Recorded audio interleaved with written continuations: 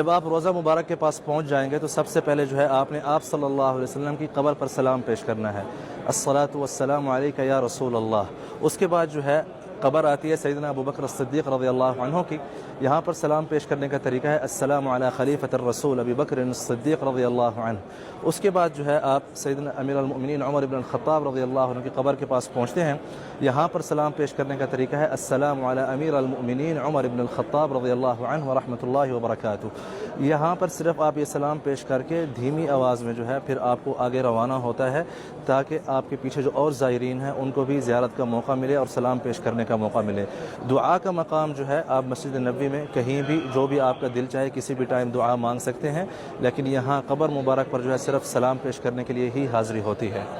कोशिश करें जब आप बाबुस्सलाम से इंटर हों और रोज़े की तरफ जा रहे हों तो दरूद शरीफ का विर्द करते हुए जाएं और धीमी आवाज़ में, ताकि कोई और जो है डिस्टर्ब ना हो, और यहाँ पर आवाज़ें जो हैं वो नीची ही रखनी चाहिए।